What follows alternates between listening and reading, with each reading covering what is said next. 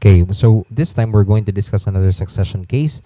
This is GR number 127827, decided March 5, 2003. And in this case, this is a case between Eleuterio Anatalia Joselito Urgilio and Evangeline Noel Guillermo Lorenzo Domingo Amado and Victoria also named Lopez. No, and these are the petitioners. The Honorable Court of Appeals, this is versus under the Honorable Court of Appeals and spouses Marcelina and Cristina S. Lopez, Felisa Lopez, and Ramon Cortez, Zoily Lopez, Leonardo Lopez, and Leonila Lopez, and spouses Rogelio M. Amurao and Naomi T. Amurao, respondents. So this is penned by Puno J. Before us is a petition for review in certiorari of the decision dated September 30, 1996 of the Court of Appeals and CIGR number CV number 43837, which affirmed with modification the decision dated March 30, 1993 of the Regional Trial Court of Rizal, Branch 31, Branch 71, the civil case number 677A. The evidence shows that in 1920, Fermin Lopez occupied, possessed, and declared. So here, we see that the evidence shows that in 1920, Fermin Lopez occupied and possessed and declared for taxation purposes a parcel of land containing the area of 19 hectares, 48 acres, and 88 centares, more or less situated in Makatubong, Barrio de la Paz, Antipolo, Rizal.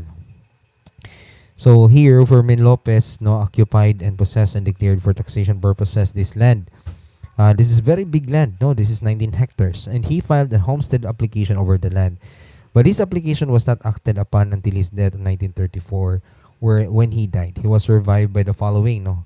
Number one, Hermogenes Lopez, now deceased, and leaving his children, respondents Marcelino Felisa Zoilo and Leonardo, also named Lopez, as his heirs. Petitioner Eleuterio Lopez and Juan Lopez, now deceased, leaving his children Guillermo Lorenzo Domingo Amado and Victoria, also named Lopez, as his heirs. Nazario, now deceased, leaving his wife, petitioner Natalia, and children, petitioners Joselito Regilio and Evangeline Noel, also named as his heirs. Following Fermin's death, Hermogenes, being the eldest child, worked and introduced additional improvements on the land. In 1936, he acquired. In 1936, he inquired to the Bureau of Lands the status of his late father's application for homestead grant. So an official of the Bureau informed him that the application remained unacted upon and suggested that he file a new application. Following the suggestion, Hermogenes filed a homestead application in his own name, which was docketed as number 1386112. After ascertaining that the land was free from any claim of a private person, the Bureau approved his application in 1939, and Hermogenes submitted his final proof of compliance with the residency and cultivation requirements of the law. The land was surveyed, and resulting to Plan H 138612 was approved by the Director of Lands, who thereafter ordered the issuance of a homestead patent. The patent was later transmitted to the Registry of Deeds, to the Register of Deeds of Rizal, for transcription and issuance of the corresponding certificate of title in his name. And aware that he has been awarded the homestead patent, so here, unaware that he has been awarded a homestead patent, Hermogenes executed on February 11, 1956, an extrajudicial partition of the disputed land with his brothers. Okay, so here, petitioner Eleuterio, Juan, and Nazario. On September 13, 1958, however, the three executed a deed of absolute sale in their share in the land in favor of Hermogenes. The succeeding year, Hermogenes applied with the Land of Registration Commission for the registration of the property in his name, and this was docketed as LRC case number 2538. To his surprise, he found that the land has been registered in the names of Fernando Gorospe, Salvador de Tagle, Rosario de Tagle, Beatriz de Suzoriaque, and Eduardo Santos, who collectively opposed his application. In December 1959, Hermogenes filed a complaint for the annulment of the free patent and title against three persons from the Court of First Instance of Rizal, docketed in civil case number 5957. Some of the defendants moved for its dismissal, alleging that Hermogenes was not a real party of interest since he previously sold his right to the land to one Ambrosio Aguilar on July 31, 1959. So the case was dismissed. Aguilar instituted on November 18, 1976, a new civil action before the Court of First Instance of Rizal, docketed as civil case number 24873, was similar to civil case number 5957 except for the change in plaintiff and in addition of the Bureau of Lands as co-defendant. On April 15, 1982, the lower court declared Aguilar as the absolute owner of the land, OCT number 537, and all subsequent certificates of title emanating therefrom as void ab initio. This decision was affirmed in tuto by the Court of Appeals in GR number 90380. We affirmed the decision of the appellate court in a decision promulgated on September 13, 1990. After the April 15, 1982 decision of the Court of First Instance, and while the case was on appeal, Respondent Lopezes, as heirs of Hermogenes, who died on August 20, 1982, filed a complaint against Aguilar before the RTC of Antipolo Rizal. The July 14, 1984 complaint was for cancellation of the deed of sale executed by Hermogenes in favor of Aguilar on July 31, 1959 and or reconveyance. It was docketed as civil case number 463-A, February 5, 1985. The lower court declared the deed of absolute sale null and void ab initio and the respondents as the true absolute owner of the disputed land. So Aguilar sought relief to the Court of Appeals, which affirmed in toto the decision of the RTC, a decision promulgated on July 18, 1987. In GR number 81092, we denied Aguilar's petition to review in a resolution dated April 6, 1998, having been filed late. On April 25, 1985, after the RTC Antipolo rendered its February 5, 1987 decision in civil case number 463-A, and pending its appeal, Respondent Lopezes sold a large portion of the disputed property to the respondent spouses Amorao. On May 31, 1985, petitioners Eleuterio and Natalia Joselito Rogelio, Evangeline, and Noel, all heirs of Nazaro Lopez, along with Guillermo Lorenzo Domingo Amado and Victoria, all heirs of Juan Lopez, instituted the present action against the respondents before the RTC of Antipolo Rizal, Branch 71, docketed as civil case number 677-A. They prayed, among others, that they be declared co-owners of the property subject matter hereof, and that private respondents be ordered to reconvey them 3/5 thereof as its co-owners, or in the alternative to pay its value on June 26, 1985. Respondents filed their answer with compulsory counterclaim alleging that they are absolute owners of the contested land on the basis of the homestead grant to their predecessor in interest, Hermogenes. After the trial on December 27, 1987, trial ensued, and in August 28, 1986, hearing, petitioner's counsel failed to appear, causing the case to be dismissed. And dismissal, however, was reconsidered upon motion of petitioner's counsel, and the case was again set for hearing. In the scheduled hearing of October 17, 1986, counsel for respondent was absent. Upon proper motion, petitioners were allowed to present their evidence ex parte or December 5, 1986. Following the presentation ex parte evidence, the case was deemed submitted for resolution. On June 25, 1987, the court rendered a decision in favor of the petitioners, ordering the division of the disputed lot in equal portions among the 4 children of Fermin or their heirs. Respondents failed to appeal the decision, but on September 10, 1987, they filed a motion for relief from judgment, alleging that accident excusable negligence prevented them from attending the trial, and they had a good, substantial, and meritorious defense. On December 28, 1989, the court set aside its decision on June 25, 1987, and ordered a pre-trial conference. So in January 30, 1990, the respondents filed a motion to admit amended answer, alleging for the first time that the petitioners had already sold to Hermogenes their shares in the contested property. Petitioners opposed the motion on the ground that the amendments constituted a substantial alteration of the theory of the defense. February 13, 1990, the Court Ako allowed the respondents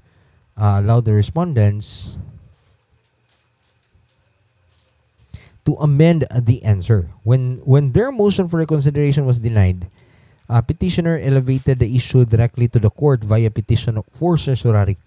On April 25, 1990, we denied the petition for failure to comply with the requirements of Circular 1-88 with further pronouncement that besides, even if the petition were admitted, the same would still be dismissed as the court finds no grave of abuse of discretion as committed by the public respondent. Trial on the merits once more proceeded in the Court Ako. With the case on trial, complainants therein, Guillermo Lorenzo Domingo Amado and Victoria, all children of Juan Lopez, entered into a compromise agreement with respondent Lopez's heirs of Hermogenes, recognizing the latter's ownership and possession of the property subject of the case. They confirmed the sale made by their father Juan to Hermogenes on July 20, 1992, and the Court Ako rendered a partial decision approving the compromise agreement. The Court Ako here rendered a decision dismissing the complaint. The dispositive portion of which states that therefore and wherefore judgment is hereby rendered, ordering the dismissal of the case, declaring Hermogenes Lopez as the exclusive owner of the property in question, ordering the plaintiffs to pay the defendant the amount of 20,000 pesos as attorney's fees, and ordering plaintiffs to pay the cost. So ordered. So feeling aggrieved, petitioners appealed to the Court of Appeals, which affirmed with modification the above decision. Feeling aggrieved, the petitioners appealed to the Court of Appeals, and which affirmed with modification the above decision. Thus, finally, we have to delete and disallow the award of attorney's fees for want of factual and legal premise in the text of the appeal decision. In view of all the foregoing, the decision appealed from is affirmed with a modification that the award of attorney's fees is deleted, cause against the appellants. Hence, the present course of action where petitioners contend. I, the Honorable Court of Appeals, in ruling that the propriety of the grant of respondent's petition for relief from judgment had been rendered moot, is not in accord with the decisions of this Honorable Supreme Court. The Court of Appeals ruling that Fermin Lopez, the common predecessor in interest, was not entitled to the grant of a homestead patent, hence petitioners are not co-owners of the disputed property, is not in accord with the evidence and decisions of this Honorable Supreme Court. The Court of Appeals ruling that the statement of declarations in the extrajudicial partition, the special power of attorney, and the letter dated January 11, 1984 were based on a wrong assumption that the property is owned by their common predecessor in interest, is not in accord with the evidence and decisions of this Honorable Supreme Court.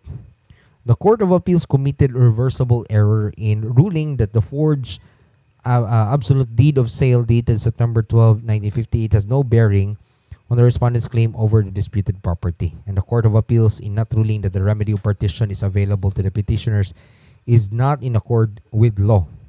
And the Court of Appeals ruling that laches applies to herein, who are close relatives, is not in accord with the decision of this Honorable Supreme Court. First, the procedural issue. Here, the petitioners contend that the grant of relief from judgment is erroneous, as respondents did not substantiate their allegation of fraud, accident, mistake, or excusable negligence, which unjustly deprived them of a hearing. They add that while respondents have had an ample opportunity to avail of their remedies, such as a motion for reconsideration or an appeal, from the time they received a copy of the decision on July 10, 1987, yet they did not do so. Rule 38 of the 1997 Rules of Civil Procedure governs the petition for relief from judgment. Sections 2 and 3 of the rules provide Section 2, petition for relief from judgment, order, or other proceeding when a judgment or a final order is entered or any other proceeding is thereafter taken against a party in any court through fraud, accident, mistake, or excusable negligence. He may file a petition in such a court in the same case praying that the judgment, order, or proceeding be set aside. Section 3 for filing petition, contents, and verification. A petition provided for in either of the preceding sections of this rule must be verified, filed within 60 days after the petitioner learns of the judgment, final order, or other proceedings to be set aside, and not more than 6 months after such a judgment or final order was entered or such proceeding was taken, and must be accompanied with affidavit showing fraud, accident, mistake, or excusable negligence relied upon, and the facts constituting the petitioner's good and substantial cause of action or defense as the case may be. We find that the respondents were deprived of their right to a hearing due to accident. On October 17, 1986, hearing, their counsel was absent due to asthma, which disabled him and made it difficult for him to talk. Similarly, when petitioners presented their evidence ex parte on December 5, 1986, the counsel of the respondents again failed to appear as he experienced another severe asthma attack. On both occasions, his absence is clearly excusable. Nor is there a doubt that the respondents were able to show that they had a good and substantial defense. They attached to their affidavit the merit of the following documents: the decision, the first instance of Pasig, entitled Hermogenes Lopez versus Fernando Gorospe, and the decision of the Pasig Court of First Instance entitled Ambrosio Aguilar versus Fernando Gorospe, the decisions of the lower and appellate court in the case of Marcelino Lopez and Ambrosio Aguilar, and the decision of the Municipal Trial Court of Antipolo in the case of Ambrosio Aguilar versus Santos, and the deed of sale executed by and between Hermogenes and his brothers, petitioner Eleuterio, Nazario, and Juan. The ruling in these foregoing cases recognized the absolute ownership and possession of respondents' predecessor in interest, Hermogenes Lopez. The deed showed that petitioner Eleuterio, Juan, and Nazario sold their rights and interest in the contested lot to their brother Hermogenes. Time and time again, we have stressed that the rules of procedure are not to be applied in a very strict and technical sense. The rules of procedure are used only to help secure and not override substantial justice. If a stringent application of rules would hinder rather than serve the demands of substantial justice, the former must yield to the latter. And we now address the substantive issues. The most pivotal is the petitioner's contention that the appellate court erred in holding that they are not co-owners of the disputed property. They argue that Fermin, their predecessor in interest, has complied with all the requirements of the Public Land Act pertaining to a homestead grant and is therefore entitled to a patent as a matter of right. They claim that Fermin filed a homestead application over the land, cultivated at least 1/5 of it, and resided on it for at least 1 year upon his death, and they argue that became its co-owners through succession. We do not agree. No, homestead settlement is one of the modes of which public lands suitable for agricultural purposes are disposed of. Its subject is to provide a home for each citizen of the state where his family may shelter and live beyond the reach of financial misfortune, and to inculcate in individuals those feelings of independence which are essential to the maintenance of free institutions. The record here is bereft of any evidence as to when Fermin exactly filed his homestead application over the lot of controversy, but it must have been filed after 1920, the year he first occupied and possessed the land, and before 1934, the year he died. During this period, Act Number 2874 was the governing law. Section 12 thereof provides, Section 12, any citizen of the Philippine Islands or of the United States over the age of 18 years or the head of family who does not own more than 24 hectares of land in the said islands or has not in any benefit of any gratuitous allotment of more than 24 hectares of land give since the occupation of the Philippine Islands by the United States may enter a homestead of not exceeding 24 hectares of agricultural land of public domain. A person who is legally qualified has to file his application for a homestead patent with the Bureau of Lands. If in order the application shall be approved by the director, the applicant will be authorized to enter the land upon payment of the entry of 5 pesos. Within 6 months after approval of the application, the applicant has to improve and cultivate the land. He must cultivate at least 1/5 of the land for a period of not less than 2 years, not more than 5 years from the date of approval of the application. He must also continuously reside in the same municipality where the homestead is located or in an adjacent municipality for at least 1 year. He must finally present his final proof of Bureau of Lands that he has complied with its cultivation and residency requirements. It bears emphasis that the Act 2874 requires for an application to be valid, it must be approved by the Director of Lands. This is expressly mandated by Section 13 of the law. Upon filing of the application for a homestead, the Director of Lands, if he finds that the application should be approved, shall do so and authorized the applicant to take possession of the land upon the payment of 10 pesos Philippine currency as entry fee. Within 6 months from and after the date of the approval of application, the applicant shall begin to work the homestead, otherwise he shall lose his prior right to the land. The provision gives the Director of Lands discretion to approve or deny an application. He is not a mere automation who must perfunctorily approve an application upon its filing. He is tasked to satisfy himself that, among others, the application papers met the requirements of law, and the land is a disposable public land, and the land is not subject for a previous valid application. Only when he finds the application sufficient in form and substance should he favorably act on it. Otherwise, he should deny it. The application of Fermin unfortunately remained enacted upon the time of his death. It was neither approved nor denied by the director, as the Bureau failed to process it. Hence, he could not have acquired any vested rights as a homestead applicant over the property because his application was never acted upon.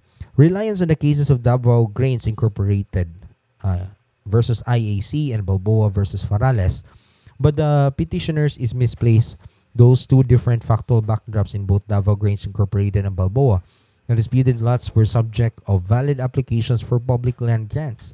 The valid applications became our basis for ruling that once an applicant has complied with the cultivation, residency, and other requirements under Act 2874, which entitle him to a patent for a particular tract of land, he is deemed to have already acquired by operation of law not only a right to a grant, but a grant of the government, for it is not necessary that a certificate of title be issued in order that the grant may be sanctioned by the courts. An application, therefore, being sufficient under the provisions of Section 47 of Act Number 2874.